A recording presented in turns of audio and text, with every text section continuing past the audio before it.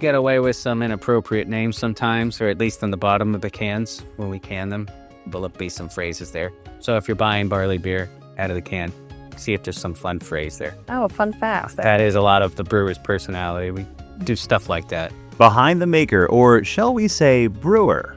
Welcome to Pocono Mountains Podcast, everyone. I'm your host, Jim Hamill. This is episode 29 of season 5.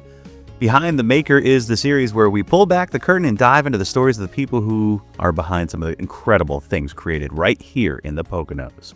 Now, if you've ever been to Barley Creek Brewing Company, you know it's more than just a place to grab a pint.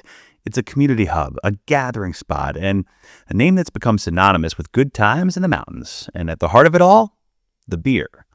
More on that in just a bit. The Poconos is a year-round destination for millions, with 2,400 square miles of mountains, forests, lakes, and rivers, with historic downtowns and iconic family resorts. It's a perfect getaway. You can always find out more at PoconoMountains.com or watch PTN, the Pocono Television Network, streaming live 24/7. Now, back to the episode. Our Deanna sat down with the guy who's been shaping that experience at Barley Creek for over 14 years, Matt Dowdy, head brewer at Barley Creek. Matt's story is one of those unexpected journeys that starts in the kitchen and ends in the brew house. Enjoy. So, Matt, Barley Creek is a popular brewery here in the Poconos. I know you've been here 14 years and your wife and kids have worked here as well. How did you end up here at Barley, and what was your first role? Well, I ended up here when I crashed a garbage truck. It was my first job in the Poconos, and had a friend that worked here since the place opened. She got me an interview with Steph to be a cook. So I started on the line, and cooking kind of is a lot like brewing. So about 6 months in, the brewer at the time needed help cleaning, and that's pretty much 90% of our job as brewers is cleaning. So he said, hey, come help me for a few days. Then he liked my work ethic, kind of took me under his wing, and 6 months into being a half brewer, half cook, he let me brew my first batch of beer. I did that, and a week later he quit. So then I became one of the more experienced brewers at Barley Creek, and so that was about 13 years ago now, and I've been doing it ever since. What was the moment where you felt like, ooh, this is what I'm meant to do, like I really like this? Well, I was never good at school. But I've always been a curious person, so I like to learn new stuff. And it was just something so different than anything else I've done, but not so hard to understand because it is like cooking. So that's kind of what it is. And like even now I'm learning stuff every day, kind of keeps me interested in it. Mm-hmm. Do you feel like you share the things that you learn with the other brewers here? Well, I kind of have to. They even make me train the servers, which is pretty awful. But people that aren't interested, it's a little frustrating, but my crew now, they want to learn. They're interested in what they're doing. And it's kind of like a family, you know. All my best friends work here. It's kind of nice. I love that. Is there anything that you feel like ingredient-wise, from coming from being a cook to now a brewer, where you're like, ooh, this unique ingredient, I want to try this, I want to try that? Is there something that in your mind you're like, I want to try this next? Well, as far as breweries go, we're pretty small scale. You know, we're no Yingling. So I get to experiment a lot, and it is like a new recipe. Like, all right, I like that beer, but let's tweak it with this new ingredient. Or I found something else. Let's make a new beer. I probably made 200 different beers since I've been here. Try to do 4 or 5 experimental ones a year. How does it feel when you make a beer and you're the last thing before it hits the public? Like, how does it feel when you know that's my beer that they're drinking? Oh, I don't feel good about it. I try not to let Sarah know or any of them know that a beer's coming out. It's like, let's just sneak it out. If people don't say it's disgusting, we'll let them know, okay, this is good. Yeah. Obviously, I'm proud of our product, and it wins a lot of awards, and we are the best beer in the Poconos. So it's nice to have that. When something doesn't go as planned, how do you handle it? If you go in and you're like, this is how we're going to make this beer today, and it's not how you planned it, but it might turn out good, how do you handle something like that? Sometimes we get lucky. Usually it comes pretty close to how we planned it. But our first sour we ever brewed wasn't supposed to be sour. And it turned out being really good. And now we brew a sour intentionally. I don't think a brewer should be saying that, but it's honesty. Typically our beers go fine. If they don't, we have a still now, right? So the distillery's taken off. Make some whiskey with it. And it usually turns out it's really good whiskey. sometimes a bad beer makes great whiskey. So it comes hand in hand. Yeah. So what does it mean to you to be a head brewer, not just in the title, but in the responsibility? It's a lot of responsibility that people don't see. It's okay. It kind of, I don't know, it's challenging, you know. You got to like have a heart. You can't be a dictator, but you kind of have to yell at people. And that's the hard part of being a head brewer or director of brewing operations. I still get to make all the beers, so I still get the fun part of it all. And now I don't have to clean as much. I just tell someone else to. That's pretty great. Do you feel like your personality shows up in the beers that you make? And if so, tell me how. No. They're good. Come on. Does, oh, yeah. We get away with some inappropriate names sometimes, or at least on the bottom of the cans when we can them. There'll be some phrases there. So if you're buying barley beer out of the can, see if there's some fun phrase there. Oh, a fun fact. That is a lot of the brewer's personality. We do stuff like that. I know what beers I like, but I know I got to brew stuff I wouldn't normally drink. Just have to make it as good as possible. And we do a good job at that. What does it feel like to create something every day that people get to enjoy and experience? It can be challenging. You know, there's a little pressure with, meeting people's expectations. We have a lot of regulars that have been coming for 20 years that knew all the brewers through time, you know. Luckily, they've gotten to know me enough. They know, all right, we're just expecting great, so it'll be great. But newcomers coming in and, you know, with craft beer being so popular, you know, since I've started, it's probably doubled in popularity. You get a lot of snooty people, and it's nice to see when they're like, this is good beer, and you get a good review, you know. People are a lot more critical than they used to be. With so many years brewing, are there any types of beers that you're dreaming of making, unique ingredients to try? Like, I know you said you're constantly like experimenting. Is there anything in your mind that you're like, I really want to try that?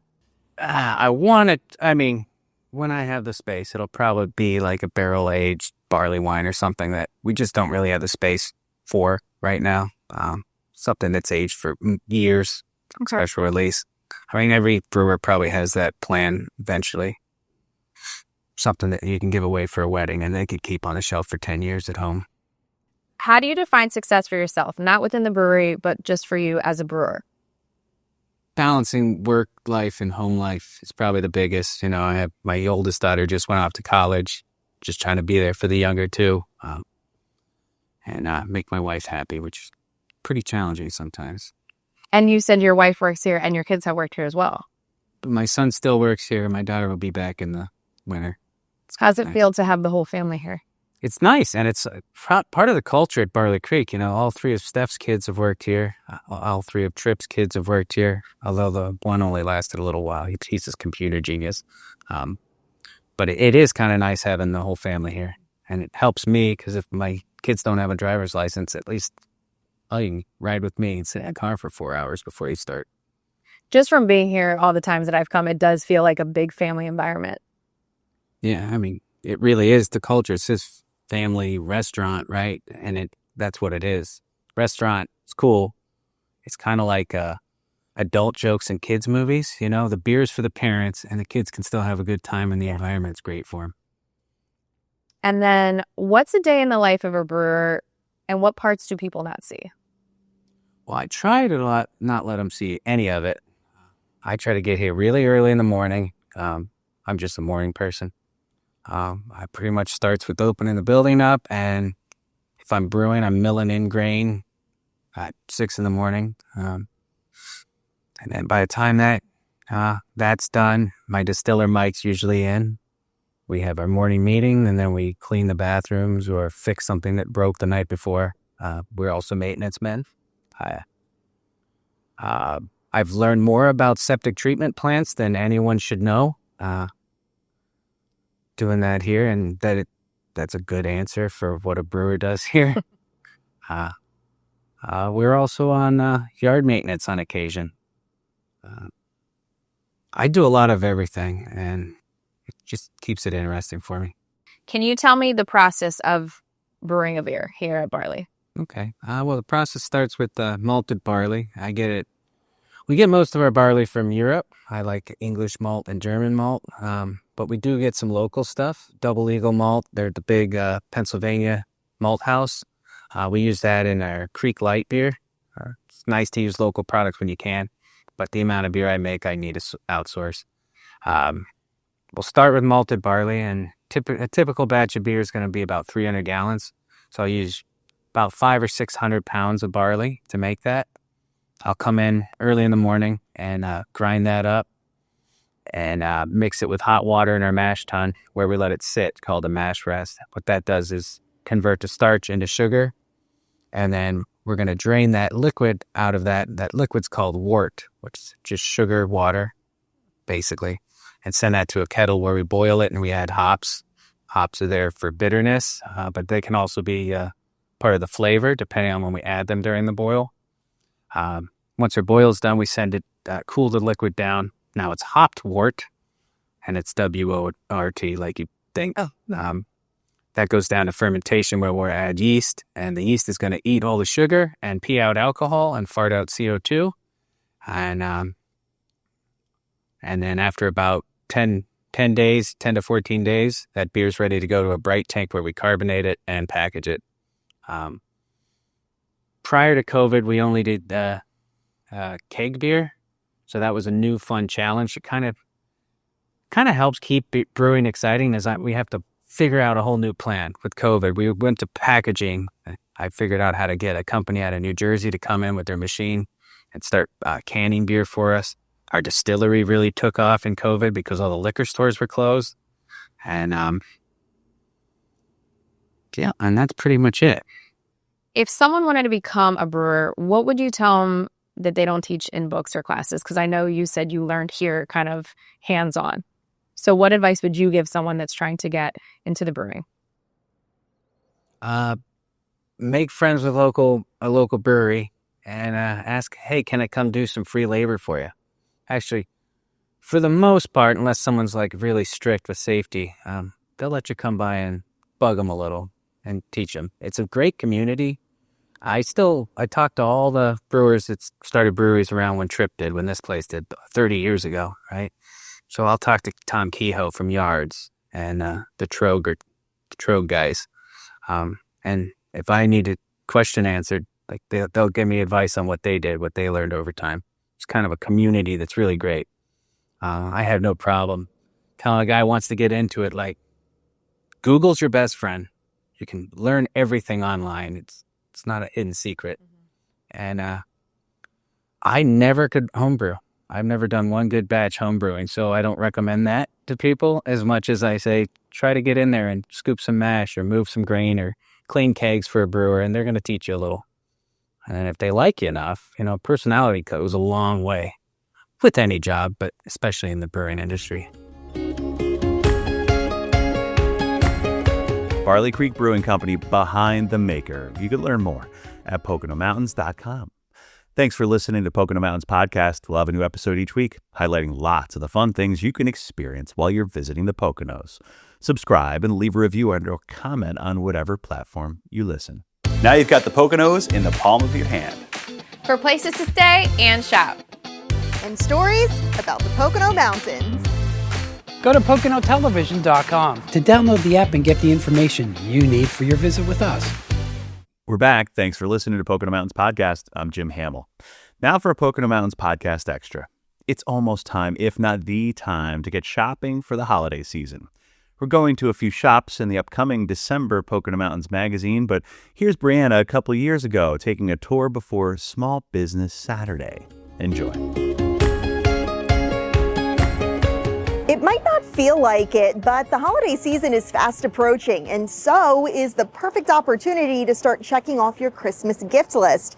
Small Business Saturday is a great time to score unique finds, have a personalized shopping experience, maybe get some discounts and giveaways, but most importantly, supporting your neighbors and keeping money local. So today we wanted to take you to a few of our favorite small shops in the Pocono Mountains, beginning here in downtown Stroudsburg. But first, let's set the scene.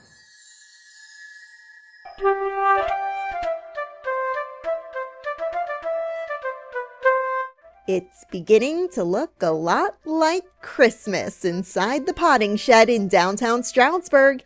In addition to seasonal items, you can get your green thumb on all year long. There's also home decor items, floral arrangements, and a children's section. Our whole goal is to have every customer that walks in the door feel like an old friend. And manager Judy Henry has mastered that over the last 40 years. When people say, don't you want to retire? I'm like, I would have no one to talk to. I love talking to the customers. I love bringing in product that makes them excited. While Main Street is lined with small shops, you also have to explore the side streets where hidden gems like the potting shed are tucked away. Also this time of year, the popular Snowmen of Stroudsburg make their return. We really just have a good mix of retail and of your restaurants, your bars, your winery. So there really is something for everyone here. Welcome to Wallflower, a mini department store boutique in Honesdale. Check out the women's and children's clothing, jewelry, home decor, furniture, and my personal favorite, the Mosaic and Tiffany lamps. I mean, the list goes on. It's an eclectic mix, and it's located on 2 floors. Joyce, along with her husband and 2 daughters, including Paige, carefully curate the collection. I think the customer service aspect is very important. The knowing your customer by name. Everybody says it's like Cheers in here. So I go, hey, Norm, how are you? But it's just a unique shopping experience. And downtown Honesdale has plenty of that. There's just so many different options that you don't know what you're missing until you come and put feet on the street of Honesdale. Over in Milford, Better World aims to create just that through an organic cafe, bookstore, urban homestead supplies, health foods, and eco products. Everything here comes from local artisans or countries that don't use forced labor. Where our products are coming from and how they're made is just as important as what we're actually purchasing. Liam and his wife originally relocated to the States from Australia to interview Chinese refugees who escaped slave labor. Their goal was to open a museum exhibit, but then the pandemic hit. People learning to live sustainably in lockdown further fueled the idea for Better World. We started to think about, what is true sustainability, having things made in a way that you are familiar with the process, you ideally know the person or can get in touch with the person that's made it. In the free world, where ideally it's supporting people that are able to live freely. Even though Liam never planned to own a small business, his is thriving, along with the rest in downtown Milford. You'll find products that you won't be able to find on Amazon. You won't be able to just jump online and search for the perfect gift, but you can walk around a store and it will pop out to you. Last but not least, Jim Thorpe is internationally known for its scenic views and unique shops, including local fare, featuring fair trade items from around the world and products made by local artisans. Even though we have a lot of tourists who don't live around here, they love being able to take home sort of a piece of where they were and know that they are also at the same time supporting a local artist. Jessica and her husband were 2 of those tourists who loved shopping at this store, formerly called Trend and Source Marketplace. In 2020, they moved from New York City to Jim Thorpe, and when they saw the business for sale, it felt like fate. There are mom and pop shops all over the neighborhoods of New York City. But coming to a smaller town like Jim Thorpe, you feel like you can actually make a difference in the community. And a difference from big box stores. How often do you get to talk to the owner of like the Gap? Like you can't talk to them. So it's a good, I think it's just a really nice personal touch that we can bring as a small business. And there you have it, a taste of our vibrant small business community here in the Pocono Mountains. And you can always learn more on PoconoMountains.com. Don't forget, Small Business Saturday is coming up on November 25th. That's the day after Black Friday. With the Pocono Television Network, I'm Brianna Strunk. Small Business Saturday in the Poconos. Coming up soon. Learn more at PoconoMountains.com. We hope you enjoyed Pocono Mountains podcast. Please remember to subscribe anywhere podcasts are available. Come visit us in the Pocono Mountains. Plan your trip today.